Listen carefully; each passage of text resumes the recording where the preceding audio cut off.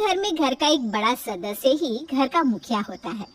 पर क्या हो जब घर के मुखिया के हिसाब से हर व्यक्ति को चलना पड़े। ऐसा ही हाल था मोहन के घर में। मोहन अपने घर में सबसे बड़ा था, जिस वजह से सिर्फ घर में मोहन की ही चलती। मोहन अपने घर में अपने 2 बेटे, एक बहू और बीवी के साथ रहा करता था। ऐसे ही एक दिन, माँ जी आज एकादशी है और काफी दिनों से घर में पूरी नहीं बनी, तो मैं सोच रही थी क्यों ना आज कुछ अच्छा खाने को बना दिया जाए। इसी बहाने अपने घर में कुछ अच्छा भी बन जाएगा और अच्छा खाकर माँ को भी शांति मिल जाएगी। बहू, खीर पूरी तो मेरा भी बहुत दिनों से खाने का दिल कर रहा है, पर तू तो जानती है ना तेरे बाबूजी को शुगर है और खाना भी घर में उन्हीं के हिसाब से बनता है। एक बार तू बाबूजी से बात कर ले, अगर वो हाँ कर देते हैं तो वही बनाना जो तेरा दिल करे। पर माँ जी, बाबूजी मानेंगे मेरा? मतलब कि उनको शुगर है ना, तो वो मीठा कैसे खाएंगे? और मेरा तो ना खीर खाने का बहुत मन था, इसीलिए मैंने आपसे बात कर ली। आशा और काव्य आपस में बात कर ही रहे होते हैं, तभी वहाँ मोहन उनकी बात सुनते हुए आ जाता है और गुस्से में अपनी बहू से कहता है, बहू, तुम इतनी लापरवाह हो सकती हो मैंने कभी सोचा नहीं था। ये जानते हुए कि मुझे डायबिटीज है, तुम खीर बनाने की बात कर रही हो। अब से इस घर में कभी खीर नहीं बनेगी। खीर बना तो क्या, खीर की बात तक नहीं होगी। जी जी बाबूजी, मैं समझ गई, मुझे माफ कर दीजिए। काव्या अपने ससुर की बातों से डर जाती है और तुरंत वहाँ से चली जाती है। काव्या की एक छोटी सी गलती की सजा काव्या को तो मिलती ही है, पर साथ ही साथ पूरे घर वालों को भी। काव्या के खीर बनाने के बाद से मोहन खीर बनाने की मनाही कर देता है, जिसके बाद कभी भी काव्या के घर में खीर नहीं बनती। ऐसे ही कुछ दिन बीत जाते हैं और एक दिन मोहन अपने घर में अपने छोटे बेटे रंजित की शादी की बात करता है। रंजीत अब बड़ा हो चुका है, वो अपने पैरों पर भी खड़ा हो गया है। यही सही उम्र है। मैं सोच रहा हूँ क्यों ना इसी साल हम अपने छोटे बेटे रंजीत की भी शादी करवा दें। आप सही कह रहे हैं, हम सबकी भी यही राय है। वैसे क्या आपने रंजीत के लिए कोई लड़की देख रखी है? पर माँ बाबूजी, मुझे इतनी जल्दी शादी नहीं करनी और मुझे अपनी पसंद की लड़की से शादी करना है। बेशर्म, तुम्हें शर्म नहीं आती अपने माँ बाप के सामने इस तरह की बातें करते हुए? हमारे सामने खुद की शादी की बात कर रहे हो।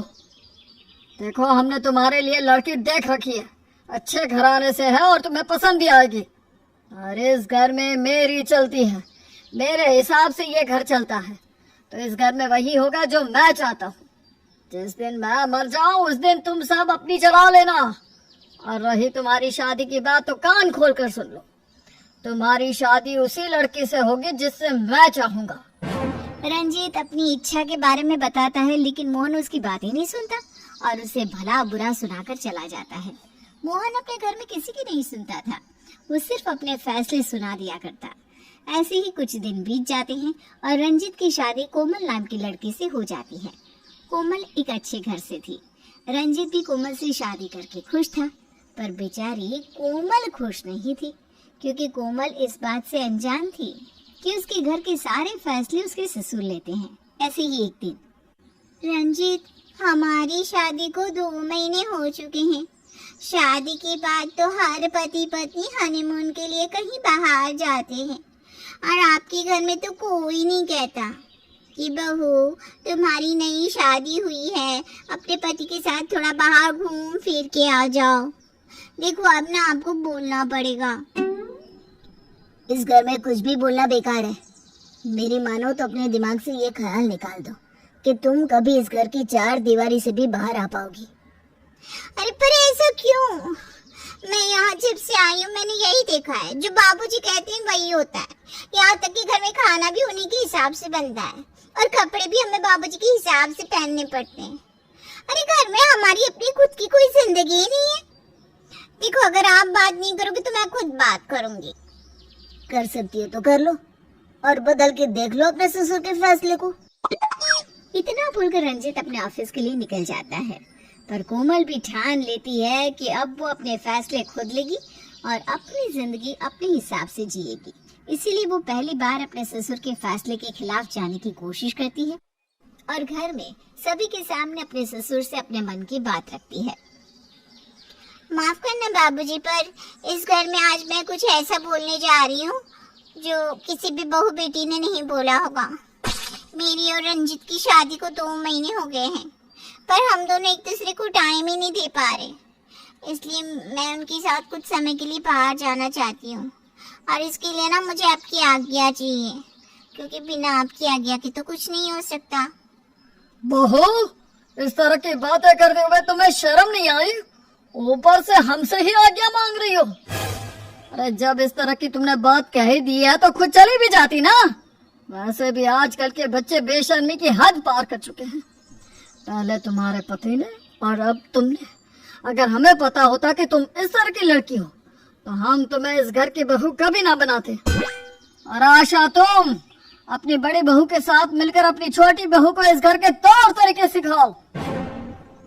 पर बाबूजी, मैंने ऐसा क्या दिया है? हर कोई शादी के बाद बाहर जाता है। अगर आप लोग नहीं गए तो इसमें मेरी तो गलती नहीं है। आप अपनी पुरानी सोच को बदलिए और इस घर के इंसान को अपने फैसले खुद लेने दीजिए। यह घर मेरा है, ये परिवार मेरा है। मैंने इसे जोड़ा है, ना कि तुमने कल की आई लड़की ने। तुम मुझे नहीं बताओगी मुझे क्या करना है और क्या नहीं। सदियों से इस घर में मेरे फैसले चल रहे हैं और मेरा ही फैसला चलता रहेगा। अब मुझे इस बारे में कोई बात नहीं करनी। मोहन हर बार की तरह अपना फैसला सुनाकर चला जाता है और बेचारी कोमल चाहकर भी कुछ नहीं कर पाती। समय यूं ही बीतता है और कोमल अपने ससुर के हर फैसलों से परेशान होने लगती है। अब उसे अपने ही घर में घुटन महसूस होती है। ऐसे ही एक दिन, सावन का महीना चल रहा है। बहुत समय हो गया तुम लोगों ने अपने लिए कपड़े नहीं खरीदे। हमने कुछ साड़ी वाले को घर में बुलाया है, जो साड़ी पसंद आए खरीद लेना। और ज्वेलरी वाले भी आएंगे, अपने लिए ज्वेलरी भी खरीद लेना। बाबूजी, सब कुछ तो आपके हिसाब से होता है, फिर आप क्यों इतना कष्ट कर रहे हैं? क्यों साड़ी वाले और ज्वेलरी वाले को घर में बुलाया? आप खुद सबके लिए ले आते ना। आप जो लेकर आते हैं इस घर के लोगों को वही तो पहनना पड़ता है। अच्छा, हमने तुमसे कुछ कहा था कि नहीं? तो लगता है तुम्हें हमारी बात समझ में नहीं आई। तभी तो छोटी बहू आज भी हमसे जबान चला रही है। देखिए, मैंने समझाने की कोशिश की थी, पर अभी वो नादान है। धीरे धीरे सब समझ जाएगी। बड़ी बहू, कोमल को कमरे में लेकर जाओ। मेरे साथ मेरे कमरे में चलो। और काव्या बहू, इसे अच्छे से समझा देना कि तुम इसे कमरे में इसलिए लेकर जा रही हो ताकि आगे से छोटी बहू ऐसी गलती फिर दोबारा ना कर सके। मैंने कोई गलती नहीं की है, मैंने सिर्फ सच कहा है। अगर मेरे सच को आप गलती बता रहे हैं तो इसमें मेरी कोई गलती नहीं है। प्लीज कोमल, मैं तुम्हारे आगे हाथ जोड़ती हूँ, अब ये सारी बातें करने का वक्त नहीं है। प्लीज मेरे साथ मेरे कमरे में चलो, मेरे लिए। आशा के कहने पर नताशा अपनी देवरानी को अपने कमरे में ले जाती है और उसे समझाने की खूब कोशिश करती है। कोमल, मैं जानती हूँ कि तुम एक अच्छे घर की लड़की हो और वो भी खुले विचारों वाली। तुमने ऐसा घर परिवार नहीं देखा, इसलिए तुम्हें ऐसे घर में रहने की आदत नहीं है। पर बाबूजी इस घर के बड़े हैं, वो हमेशा सही फैसला लेते हैं। हमें उनके फैसलों की कदर करनी चाहिए। वो जो करते हैं हमारी भलाई के लिए ही तो करते हैं। मैं जानती हूँ दीदी, बाबूजी सब कुछ हमारे लिए करते हैं और हमारा भला ही सोचते हैं, पर कई बार वो कुछ ऐसे फैसले ले लेते हैं जो हमारे लिए सही नहीं होते और वो हमेशा अपने फैसले हम पर थोप देते हैं। वो क्यों नहीं हमें थोड़ी फ्रीडम देते? हम इस घर की 4 दीवारी में कैद हैं। हम अपने हिसाब से अपनी पसंद का ना कुछ खा सकते हैं, ना पहन सकते हैं। हम अपनी मर्जी से कहीं जा भी नहीं सकते। कोमल, तुम इतना क्यों सोचती हो? एक बार इस घर के माहौल के अनुसार ढालने की कोशिश तो करो खुद को, पर तुम्हें भी आदत हो जाएगी और तुम्हें भी यहाँ अच्छा लगने लगेगा। सच में भाभी, आप ऐसा कह रही हैं? जहाँ तक मुझे पता है आप मुझसे ज्यादा पढ़ी लिखी हैं और आपका सपना था नौकरी करने का, पर इस घर में आकर आप अपने सपने भूल गई और इस घर में नौकरानी बन गई। पर मैं ऐसी नहीं हूँ। मैं ये भी बहुत अच्छे से जानती हूँ कि आपका भी दिल करता है कुछ करने का, बाहर जाने का, घूमने का। पर आप इस घर की इज्जत और बाबूजी के चक्कर में कुछ कर नहीं पा रही है। पर देखिए, अब बाबूजी के घर में नहीं चलेगी। बड़ों का फैसला बच्चों के लिए हमेशा सही होता है, लेकिन कई बार उनके फैसले बच्चों के लिए एक सजा भी बनकर रह जाते हैं। नताशा के समझाने पर भी कोमल नहीं समझती और बगावत पर उतर आती है। अब इसी तरह से कुछ दिन बीत जाते हैं और एक दिन कोमल साड़ी के बदले सूट पहन लेती है। अपनी बहू को सूट में देखकर मोहन का गुस्सा सातवें आसमान पर चढ़ जाता है। कोमल बहू, ये क्या पहन रखा है तुमने? क्या तुम भूल गए कि तुम शादीशुदा हो और इस घर की बहू हो? इस घर की बहू सिर्फ साड़ियों में रहती है, वो भी सर पर पल्लू रखकर, और तुम सलवार सूट में घूम रही हो। बाबूजी, आप बेमतलब नहीं छोटी सी बात को इतना बड़ा कर रहे हैं। आखिर सूट और साड़ी में क्या फर्क है? मेरे हिसाब से तो सूट ज्यादा कंफर्टेबल और ढका हुआ कपड़ा है, और मुझे साड़ी पहनना पसंद नहीं है। कपड़े मैं अपने हिसाब से पहन सकती हूँ। इस घर में आपका फैसला चलेगा, लेकिन मेरे ऊपर नहीं। भले ही ये घर आपका है, पर लाइफ मेरी है, तो मैं अपनी लाइफ अपनी मर्जी से जीऊंगी। कोमल भी आज अपने ससुर की नहीं सुनती और अपना फैसला सुनाकर चली जाती है। मोहन बस उसे एकटक देखता ही रह जाता है, क्योंकि ऐसा पहली बार हुआ था कि घर का कोई सदस्य उसके खिलाफ गया था। अब इसी तरह से दिन बीत जाते हैं और एक दिन खाना भी कोमल अपने हिसाब का बनाती है। आज ये क्या बना है खाने में? हमने कितनी बार बोला है कि रात के खाने में दाल चावल रोटी सब्जी के अलावा और कुछ नहीं बनेगा। फिर किससे पूछकर ये पराठे खीर हलवा और इतना सब कुछ बन गया? बाबूजी, पूछना क्या था? सबका मन था खीर हलवा पूरी पराठे खाने का, तो मैंने सबकी मनपसंद की चीज बना दी। अब खाने के लिए भी क्या फेस्टिवल का मुंह देखेंगे? वैसे भी इस घर में आए मुझे 6 महीने हो गए हैं और 6 महीने से मैं सिर्फ एक ही खाना खा रही हूँ। बहू, अब तुम अपनी हद पार कर रही हो। कहीं ऐसा ना हो कि तुम्हें अपने घर परिवार और पति से हाथ धोने पड़ जाए। बाबूजी, आप खुद को बदल लीजिए, वरना कहीं ऐसा ना हो कि आप मुझे मेरे घर परिवार पति से अलग करते करते खुद सबसे अलग हो जाए, क्योंकि मैं उन लड़कियों में से नहीं हूँ जो चुपचाप बैठकर तमाशा देखती रहे। और अभी तो बस शुरुआत हुई है। मुझे अपने लिए लड़ना भी आता है और सही समय पर खुद का स्टैंड लेना भी।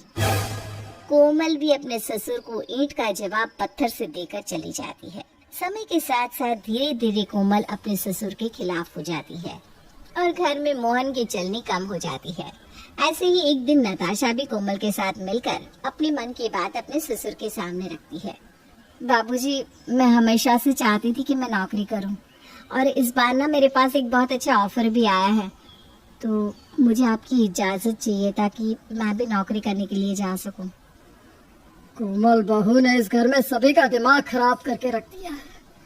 बड़ी बहू, तुम इस तरह की बातें कैसे कर सकती हो? तुम जानती हो ना, इस घर की औरतें काम नहीं कर सकती, फिर भी तुम इस तरह से इजाजत लेना चाहती हो, ये जानते हुए भी कि हम इसके लिए कभी नहीं मानेंगे। हाँ बाबूजी, मैं जानती हूँ आप कभी नहीं मानेंगे, लेकिन अब दुनिया आगे बढ़ चुकी है और मेरे घर वालों ने मुझे इसीलिए पढ़ाया था ताकि मैं अपने पैरों पर खड़ी हो सकूं। लेकिन इस घर में आकर मैंने सिर्फ आपकी सुनी, आपके हिसाब से जिया, पर अब और नहीं। कोमल बिल्कुल सही है और आप गलत। आपको अपने फैसले, नियम, कायदे, कानून बदलने होंगे। हम सब आपकी इज्जत करते हैं, पर इसका मतलब ये नहीं कि आप हमें डरा के रखें और अपने फैसले हम पर थोपे। बाबूजी, माफ करना, हम खुद नहीं चाहते कि आपको किसी तरह की कोई ठेस पहुंचे, पर ये आपका अहंकार है और आप अपने अहंकार के चलते सब पर जुल्म कर रहे हैं। इस घर में आपके इन फैसलों की वजह से कोई आपकी ना इज्जत करता है और ना ही आपसे प्यार। बस सब आपसे डरते हैं, इसीलिए आप इस घर से अपना डर खत्म कर दीजिए। अगर आप खुद को थोड़ा सा बदलेंगे तो आप देख पाएंगे कि आपका परिवार आपसे कितना प्यार करता है। कोमल और नताशा इतना कहकर वहाँ से चली जाती हैं। मोहन को आज अपनी दोनों बहू पर बहुत गुस्सा आता है और वो अपने दोस्त विपिन के घर जाता है, जहाँ देखता है कि विपिन की बहुएं जींस टॉप में हैं और नौकरी कर रही हैं और विपिन को इस बात से कोई ऐतराज नहीं है। विपिन यार, तुमने अपने घर में कोई नियम कायदे कानून नहीं बनाया? तेरे घर में तो कोई अनुशासन ही नहीं है। देख बहू ने किस तरह के गंदे कपड़े पहने हुए हैं, और ऐसे कपड़े पहनकर वो बाहर से आ रही है। बहू का ऐसे वातावरण में रहना शोभा नहीं देता। यार मोहन, तू किस तरह की बातें कर रहा है? तू एक पढ़ा लिखा आदमी है। समय के साथ हर इंसान को बदलना होता है। मेरी बहू मेरे लिए बेटियां हैं। अगर मेरी बहू की जगह मेरी बेटी होती तो मैं भी उसे इसी तरह की छूट देता। विपिन, घर में अनुशासन का होना जरूरी है। ये घर तेरा है, तेरे हिसाब से चलना चाहिए। लेकिन यहाँ तो क्या यार मोहन, इतने सालों बाद भी एक तो तू पहली बार मेरे घर में आया, बेटे बहू के आने के बाद तेरा आना ही बंद हो गया। पर देख तू कैसी बात कर रहा है। और वैसे भी मेरा ये मानना है कि दूसरों के ऊपर अपने फैसले नहीं थोपने चाहिए। हमारा परिवार जिस चीज में खुश है उन्हें वो खुशी दे देनी चाहिए। तभी घर में खुशियाँ और परिवार एक साथ रहता है।